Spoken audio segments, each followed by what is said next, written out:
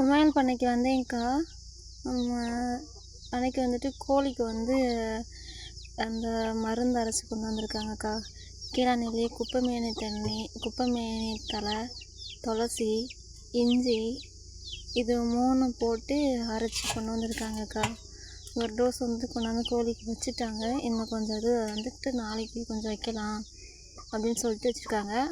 இல்லை இப்போ நைட்டுக்கு கொஞ்சம் ஊற்றி வைக்கணும்னு சொல்லியிருக்காங்கக்கா. சாயந்தரம் அடைக்க போகும்போது கொஞ்சம் தட்டில் ஊற்றி எல்லா கோழிகளையும் குடிக்க விடணும். அப்புறம் 2 நாள் சென்று அப்புறம் வைக்கணும்னு சொல்லிட்டு இது வச்சுருக்காங்கக்கா. இது ஃபுல்லாக வந்து ரொம்ப ஊற்றக்கூடாதாம்மா, கொஞ்சம் கொஞ்சம் தான் ஊற்றணும்.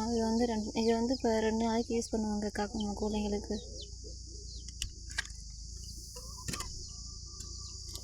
நம்ம பண்ணையில் வந்து நம்ம புதுசாக நம்ம வாங்கி விட்டோம்லக்கா நாட்டுக்கோழி 2.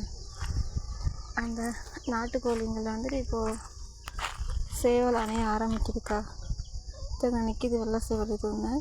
இந்த 2 கோழி நம்ம வாங்கி விட்ட 2 கோழி. எங்ககிட்ட அந்த வெள்ளை சேவல் ஒன்று நிற்கிது. இதுக்கு முன்னாடி ஒரு கருப்பு சேவல் ஒன்று காமிச்சிருக்காங்கக்கா. அது ஒரு 2 சேவல் நிற்கிதுக்கா. அதுக்கு தான் வந்துட்டு சேவல் என்னென்னு அந்த 2 கோழி மட்டும் நான் வாங்கி விட்டதுக்கா.